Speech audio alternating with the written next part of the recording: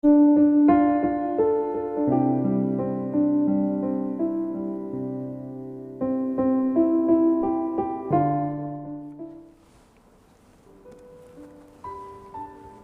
pagi jemaat sekalian yang dikasihi Kristus. Kiranya kita tetap semangat dan dalam rasa syukur selalu. Sebelum kita disapa oleh firman Tuhan, mari kita lebih dulu menundukkan hati dan pikiran kita. Marilah kita berdoa. Damai sejahtera Allah yang melampaui segala akal, itulah kiranya yang memelihara hati dan pikiranmu. Di dalam Yesus Kristus Tuhan kita. Amin. Firman Tuhan pada hari ini Kamis tanggal 5 Agustus 2021 terambil dari Lukas 12 ayat 15. Firman Tuhan berkata, katanya lagi kepada mereka, berjaga-jagalah dan waspadalah terhadap segala ketamakan. Sebab walaupun seorang berlimpah-limpah hartanya, hidupnya tidaklah tergantung daripada kekayaannya itu. Dalam bahasa Batak dikatakan, laos didok matunasida jaga mahamu, pasidi kamu manasa hahuliton, ainangpe marlobi-lobi halak, dada sian artanai nguluna. Demikian firman Tuhan. Topik bergantunglah kepada Tuhan. Jemaat Kristus yang saya kasihi, di dalam Lukas 12 ayat 13 dikatakan, seorang dari orang banyak itu berkata kepada Yesus, Guru, katakanlah kepada saudaraku supaya ia berbagi warisan dengan aku. Pada zaman itu, seorang rabi atau guru sering membereskan persoalan. Yesus dianggap sebagai rabi sehingga ia diminta untuk membereskan persoalan. Orang ini datang kepada Yesus bukan karena ia percaya kepada Yesus atau karena ia menyenangi ajarannya, tetapi supaya ia mendapat warisan agar menjadi kaya.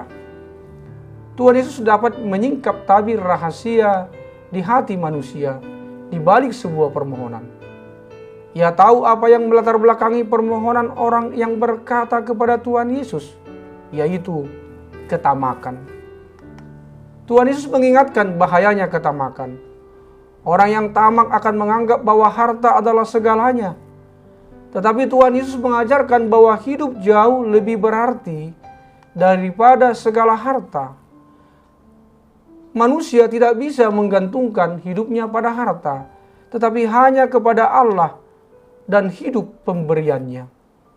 Orang yang menggantungkan hidupnya pada harta dalam perikop nas ini adalah orang bodoh. Lukas 12 ayat 20. Orang kaya di dunia saja belumlah cukup. Dia juga harus kaya di hadapan Allah. Caranya adalah dengan tidak menganggap bahwa harta adalah segalanya, melainkan Allah adalah segalanya. Hidup jauh lebih berarti dari segala harta. Dan hidup itu hanya pemberian Allah. Oleh karena itu, jika orang masih dikaruniai hidup, dia harus bersyukur kepada Allah. Bukan harta yang mengatur hidup manusia, tetapi Allah yang mengaturnya. Karenanya, orang yang tamak adalah orang yang bodoh.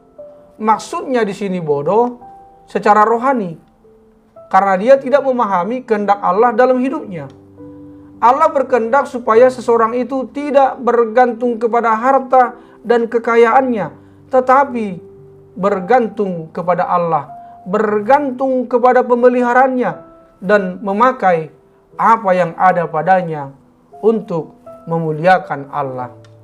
Saudaraku yang dikasihi Yesus Kristus, banyak anak-anak dari keluarga ditinggalkan di rumah untuk dipelihara para pembantunya. Ketika kesulitan tiba, mengalami krisis ekonomi dan bisnis bangkrut, para pembantu di PHK dan orang tua kembali tinggal bersama anak-anaknya di rumah. Dalam kebangkrutan itulah, ada seorang anak perempuan merangkul ayahnya dan berkata, Papa jangan kaya lagi ya. Papa tidak mau merawatku ketika Papa kaya. Tetapi sekarang Di saat kekayaan Papa hilang, kami dapat memiliki Papa lagi. Merangkul Papa dan mencium Papa. Jangan kaya lagi ya, Pak. Kisah sederhana namun sangat menyentuh kita yang barangkali terlalu sibuk mengejar kekayaan dan melupakan kekayaan yang sebenarnya, yaitu keluarga kita. Jemaat Kristus yang saya kasihi, ada hal-hal yang kita pelajari dari kisah ini. Pertama, kebahagiaan seseorang tidak ditentukan dari berlimpahnya harta atau kekayaan. Sebab walaupun seseorang berlimpah-limpah hartanya, hidupnya tidak tergantung daripada kekayaannya itu.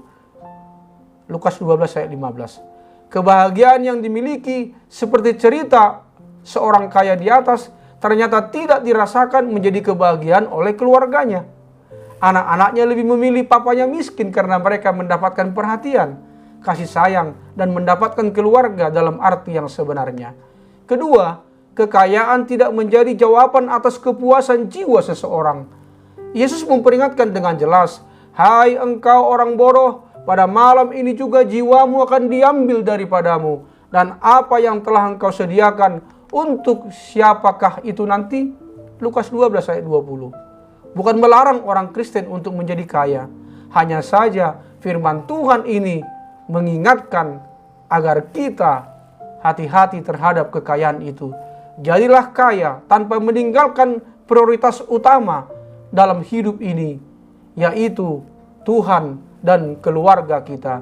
Bersyukurlah, syukurilah apa yang telah engkau terima dan miliki. Barulah kita bisa menikmati kaya dalam arti yang sebenarnya. Amin. Marilah kita berdoa.